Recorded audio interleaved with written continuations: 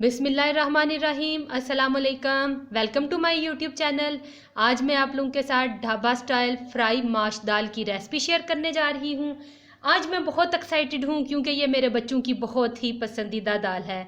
वो बहुत शौक से खाते हैं। अक्सर लोग कहते हैं कि हमारी दाल में वो जायका नहीं आता जो कि ढाबे वाली दाल में होता है। तो आप लोग मेरी रेसिपी को फॉलो करके बनाना, तो इंशाल्लाह आप लोगों को बिल्कुल वैसी ही दाल मिलेगी जैसी ढाबे पे हम खाते हैं।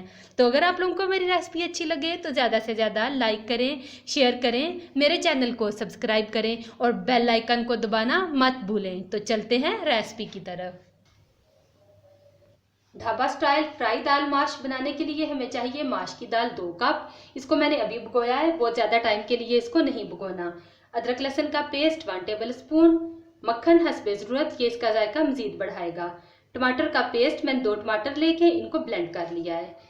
धनिया, सब्ज़ मिर्चें और अदरक जूनियर कट कर लें। स्पाइसेस में मेरे पास है गरम मसाला पिसा हुआ 1 टेबल स्पून, लाल मिर्च साबुत 4 से 5 अदद, खुशक मेथी 1 टेबल स्पून, नमक हस्बे जायका, हल्दी 1/2 टी स्पून, लाल मिर्च बारीक पिसी हुई 1 टीस्पून। सबसे पहले हम दाल को गला लेंगे। एक बर्तन में मैंने दाल को डाल के रख दिया है, चूल्हा इसके नीचे ऑन कर दिया है। अब हम इसको बॉयल कर लेंगे। हमने बहुत ज़्यादा इसको नहीं गलाना। जिस तरह से हम बिरयानी के चावल बनाते हैं, एक कन्नी रख के, इस तरह से ही हमने इस दाल को बॉयल कर लेना है। यहाँ पे दाल हमारी गल चुकी है। अब हम इसको चेक करेंगे। ये देखिए, इस तरह से ये आसानी से टूटने ना पाए ये। अब हम इसका चूल्हा बंद कर देंगे। अब हम एक कढ़ाई लेंगे, उसमें ऑयल डालेंगे। इस दाल में थोड़ा ज़्यादा ही ऑयल डलता है। साथ ही हम साबुत वाली लाल मिर्चें डालेंगे। चूल्हा मैंने नीचे ऑन कर दिया है। साथ ही हम अदरक लहसुन का पेस्ट डाल देंगे और इसको अच्छा सा भून लेंगे।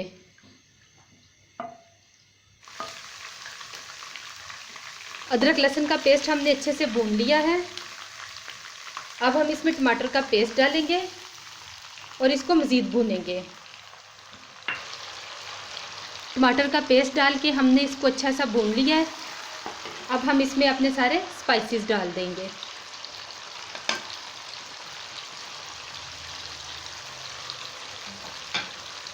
हल्का सा इनको भूनेंगे।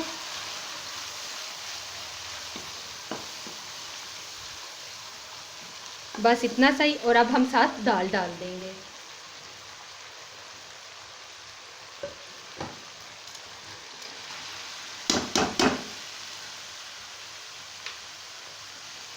दाल डाल के अब हम इसको फ्राई करेंगे।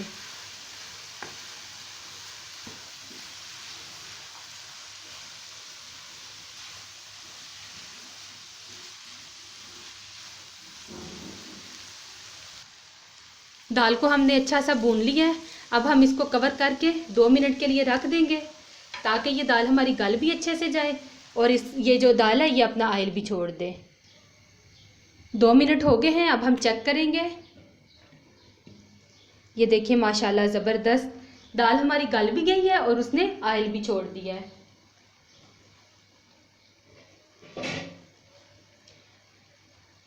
अब हम इस पे सब्ज़ धनिया, सब्ज़ मिर्चें और अदरक डालेंगे।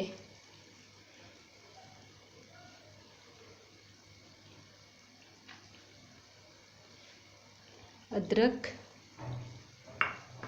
और साथ ही हम मक्खन डाल देंगे जो कि इसके जायके को मज़ीद बढ़ाएगा।